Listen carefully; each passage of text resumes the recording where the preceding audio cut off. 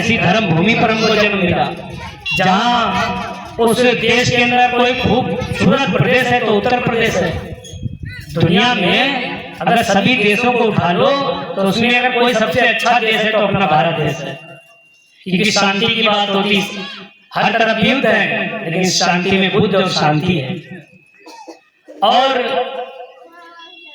उत्तर प्रदेश, पूरे देश के अंदर सारे प्रदेशों को उठा लो तो जितना खूबसूरत उत्तर प्रदेश है शायद कोई इतना प्रदेश नहीं मिल पा रहे हैं। जहाँ श्री राम जी ने जन्म लिया, जहाँ श्री कृष्ण जी ने जन्म लिया, जहाँ तुलसीदास जी ने जन्म लिया, जहाँ काशी है, मथुरा है, हर चीज है, गंगा है, यमुना है, तमाम नदियां, तमाम आस्था के संबंध जोड़ने के सब अवसर प्राप्त हैं। और सबसे बड़ी बात है कि संत शरण जो है वो उत्तर प्रदेश के अंदर चल रही है इस समय, जो ज्योति चल रही, चाहे राधा स्वामी ज्योत हो और चाहे बाबा जय गुरुदेव जी की हो, चाहे सच्चिदानंद जी की हो, कुल मिलाकर सत्य का मार्ग कहीं अगर चल रहा है तो उत्तर प्रदेश से ही पूरी दुनिया में विस्तार हो रहा है।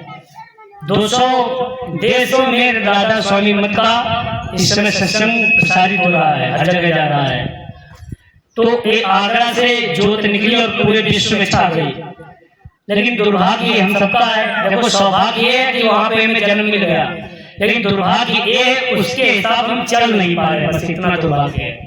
अब चल अगर जाए उसके हिसाब से तो अपना उत्तर प्रदेश, अपना देश मानो दुनिया में छा जाए, फिर सितारे हिंद बनकर चमक जाए। लेकिन हम लोग एक दूसरे की निंदा, चुगली, वो ऊंचे मैं नीचे, मैं नीचा वो ऊंचे, ये इसी के अंदर हम लोग कहीं के अपने जीवन को समाप्त करते चले जा रहे हैं। जो मूल बात है वहां तक नहीं पहुंच पा रहे हैं, जो मूल बात है वहां तक नहीं पहुंच पा रहे हैं कि धरती पर हम क्यों आए थे, इस दुनिया में हम क्यों आए थे, तीनों लोकों में मानव शरीर को श्रेष्ठ क्यों कहा जाता है, इसकी श्वास इतनी महत्वपूर्ण क्यों है कि तीनों लोगों की संपदा और इस श्वास की वैल्यू संपदा के आगे ऊपर हो जाती है, संपदा नीचे हो जाती है। इतने महत्वपूर्ण धनी होकर भी हम लोग कंगाल जैसा महसूस करते हैं, क्यों? क्योंकि हमें नॉलेज नहीं है अपनी। जैसे समंदर के आगे हनुमान जी खड़े हैं लेकिन उनको पता नहीं हम भी पार कर जाएंगे, तो कहने लगते हम तो भैया मर जाएंगे अगर पता न लगा रहे, जब पता नहीं तभी तो हैं। वैसे ही हमको भी नहीं पता है, लेकिन कोई जब जामन याद दिला तब तो ताकत याद करो, समय का नाम भर के उन्होंने समय का नाम भरा और अपनी ताकत याद दिल, उनको ताकत याद दिलाई, उन्होंने याद अपनी ताकत की और कंठ में जब नाम भरा तो समंदर को पार किया, समंदर में आने वाली बाधाओं को भी पार किया, सबका भेदन करते चले गए, लंकनी को मारा, लंका को जलाया, रावण का सर्वनाश मारो खोल दिया हो चैनल कि सर्वनाश का मार्ग यहाँ से खुल चुका है, समझ जाओ तो समझ जाओ। अक्षय को मारा, माँ सीता का पता लगा कर लौट के आए, कोई बाल बांका न कर सका। ये सिर्फ अपनी जागृति पे हुआ, उनकी स्वयं की जागृति आ गई कि हमारे अंदर भी बाहुबल है। वैसे ही हमारे अंदर जागृति है, पुनः हमको दिख नहीं रही है। जब कोई संत दिखा रहा हो कि तुम सत्यलोक के वासी हो, तुम अमर हो, तुम्हारे अंदर वो पावर है, एक ये सूरज होता है ऐसे 16 सूर्य खड़े कर दो, आपके आगे वो धीमे पड़ जाते हैं, आप उससे तेज बात हो जाते हैं। वहां से अपने आप को हम लोग नहीं देख पा रहे, बताया जाता है वहां सब कुछ हो और प्रक्रिया भी दी जाती है कि ऐसे ऐसे चलना है, लेकिन फिर भी उस पर हम लोग ना चल पाए तो अपने साथ भी गद्दारी करते हैं, अपने समाज, अपने प्रदेश, अपने देश, अपने संत समाज सबके खिलाफ हम लोग कहीं नहीं खड़े हैं। पक्ष में खड़े होकर भी हम लोग बहुत दूर खिलाफ हम जो खड़े हैं।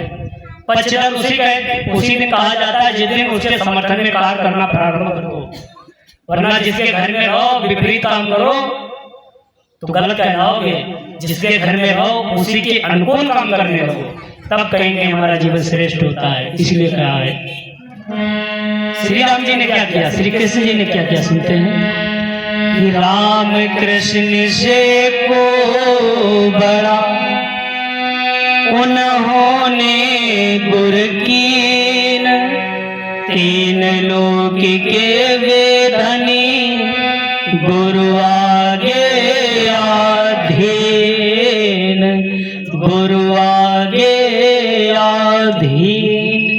उनको गुरु करने की क्या आवश्यकता थी, वो तो तीन लोगों के स्वामी थे, जहां जिधर उंगली उठाते चक्कर आ जाता, सब कुछ था, लेकिन फिर भी गुरु का सम्मान किया, गुरु के शरण में गए। और जब तक जनकपुर में दरबार लगा हुआ है और सब बैठे हैं, लेकिन गुरु की आज्ञा नहीं, तब तक राम नहीं उठ पा रहे। बल्कि साहस है, सब कुछ है, चक्रवर्ती के लड़के हैं, बाहुबल है, तोड़ सकते हैं, लेकिन बिना आज्ञा कुछ भी नहीं। आज्ञा पाई तब उठाया धनुष तोड़ के रख दिया, माँ सीता से नाता जोड़ा। माता पिता की बदली, फिर घर गए तो रात में करवट बदली, शाम को पता चला जब आपको राजा बनाया जाएगा, सुबह पता चला जंगल जाना है। देखो श्री राम जी की कहानी। माता पिता की आज्ञा शर्मा दे रख के जंगल चले जाते राजपाट छोड़कर, और हम लोग होते तो वहीं पर मुकदमाबाजी प्रारंभ कर देते। अपने घरों में होती है मुकदमाबाजी। पिता थोड़ा उपटन कर जाए तो लड़के उनके खिलाफ खड़े उतर जाते हैं और घर पे अखंड पाठ कराते हैं। एक भाई से मुकदमा चला, भाई ही भाई जीत गया। दो भाइयों के बीच में थोड़ी प्रॉपर्टी का मुकदमा चला, नोएडा की क्षेत्र की बात है। तो छोटे भाई को उसने मुकदमा जीत लिया बड़े भाई ने, और जब बड़े भाई ने जीत लिया तो उन्होंने एक प्रोग्राम रखा रामायण कथा का। तो उस वाचक से जब मिलने गए कि मैं प्रोग्राम रख रहा हूँ, वाचक ने कहा किसके लिए रहे हो, कि क्या बात है, कोई तो खुशखबरी हुई होगी, या बीमारी ठीक हो गई होगी, या कोई मंगल कार्य हुआ होगा, किसके अनुष्ठान में प्रोग्राम रख रहे हो। तो उसने कहा छोटे भाई से मेरा मुकदमा चला था, मैं वो जीत गया, इसकी खुशी में रख रहा हूँ। तुम बताओ, छोटे भाई से मुकदमे जीत कर और राम की कहानी सुन रहे हो, कैसा दुर्भाग्य, कैसी सोच छोटी होती चली जा रही है। जहाँ छोटे भाई की खातिर राजमंड को ठोकर मारकर जंगल चले जाते हैं कि छोटा भैया का राज्य भरत का ही, उस पर उसका ही अधिकार, उसको बैठना चाहिए।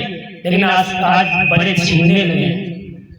आज जो बड़े होते हैं उनके अंदर, उनके पास सुबह से अगर लगाम होती है तो वो चालाकी से कहीं कहीं अपना अलग सिस्टम बना के रख लेते हैं। बहुत से परिवारों में है ऐसा, बाद में भी लड़ाइयाँ होती है इसी बात पर। लेकिन और फिर भी वो भी राम को कहते हैं, वो भी राम को कहते हैं, जय श्री राम जय श्री राम। ऐसे जय श्री राम से काम नहीं चलेगा। अगर उनके लोग में जाओगे तो वापस कर लिए जाओगे। इसीलिए हम लोगों को सही चलन चलना चाहिए और अपने जीवन को आगे सही बढ़ाना चाहिए। आइए मालिक के चरणों में एक वंदना करते हैं। सभी लोग साहित्य गुनगुनाए, जिनके अंदर जबान हो गुनगुनाने का साहस हो, सभी लोग गुनगुनाए। गुरुदेव तुम्हारे चरणों में शत कोटि प्रणाम हमारा है। गुरुदेव तुम्हारे, साथ में गाओ कि गुरुदेव तुम्हारे चरणों में शत कोटि प्रणाम हमारा है। मेरी नैया पार लगा देना, कितनों को पार लगाया है।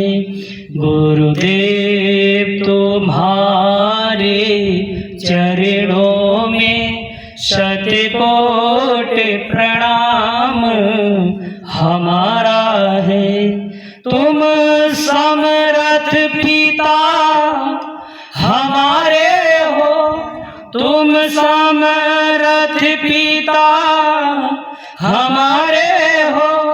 मुझे अपनी गोद बिठा लेना, दाता लो भुजा पसारा है। यद्यपि संसारी ज्वालाएं हम पर प्रहार कर जाती है। यद्यपि संसारी ज्वालाएं हम पर प्रहार कर जाती है, पर शीतल करती रहती है। गहराई से जुड़िए, शीतलता मिलती भी है। पर शीतल करती रहती है, तेरी शीतल अमृत धाराएं। गुरुदेव तुम्हारे चरणों में शत कोटि प्रणाम हमारा है। जब आंधी हमें हिला देती, जब कपा देती मुस्कान तुम्हारे अधरों की। कितना भी थके हो और सदगुरु जब मुस्कुराते तो सारी थकान उतर जाती है। गहराई से अगर जुड़े होगे तो, ऊपर से जुड़ेगा तो कुछ भी नहीं होगा। इसलिए कहता हूँ मुस्कान तुम्हारे अधरों की, मुस्कान तुम्हारे अधरों की, दे जाती हमें सहारा है। गुरुदेव तुम्हारे चरणों में शतकोटि प्रणाम हमारा है।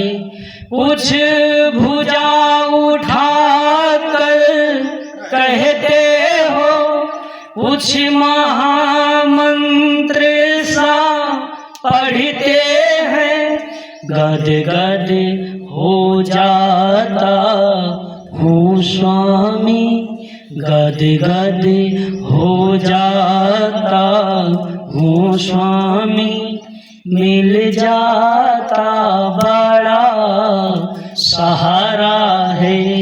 गुरुदेव तुम्हारे चरणों में शतकोटि प्रणाम हमारा है। उस मूर्ति माधुरी की झांकी यदि सदा मिला करती स्वामी, उस मूर्ति माधुरी की झांकी यदि सदा मिला करती स्वामी, सौभाग्य समझते हम अपना। यहाँ सौभाग्य आ गया है। लोग बाहर में थोड़ी गाड़ी बंगला बना लेते, वहाँ सौभाग्य कहते हैं, हमारा जीवन सफल हो गया। कुछ भी नहीं है। ये दुनिया की दृष्टि में सफल हुआ होगा, लेकिन उस मालिक की दृष्टि में अब भी कंगाल हो जब तक नाम नहीं है। इसलिए कहता हूँ उस मूर्ति माधुरी की झांकी यदि सदा मिला करती स्वामी, सौभाग्य समझते हम अपना, सौभाग्य समझते हम अपना, को तो हर एक तुम्हारा है। गुरुदेव तुम्हारे चरणों में, आखिरी बंद गाइए साथ में, गुरुदेव तुम्हारे चरणों में शतकोटि प्रणाम हमारा है। मेरी नैया पार लगा देना, मेरी नैया। हमारे पास क्या नाव है? दुनिया वाले कहेंगे कि आपके पास कहाँ नाव है, लेकिन ये जीवन रूपी नाव है। इस दुनिया रूपी भवसागर से हम लोग पार होना है और जीते जी पार होना है। ये भी नहीं मरकर मुक्ति का कोई प्रावधान नहीं है अलग शरीरों में। ये मानव शरीर है, इसी से मार्ग जाता है। 10वां मार्ग इसीलिए इसको महत्वपूर्ण कहा गया, तीनों लोकों में सबसे ऊपर रखा गया, बस यही कारण। बाकी वो सब एक्टिविटी होगी, वो सब हम कार्य करते हैं जो अलग जानवर करते हैं। आप गाय को देख लो, भैंस को देख लो, खाती पीती है, सोती है, अलग बनाती, सब कुछ करती है, उसके भी रिश्ते हैं। किसी को देख लो, अपने भी वही प्रक्रिया करते हैं, खाते पीते हैं, सोते हैं, रिश्ते बनाते हैं, सब वही करते हैं। सिर्फ एक ही कार्य हमारे अंदर फादिल है और वो दुनिया का सबसे बड़ा कार्य है।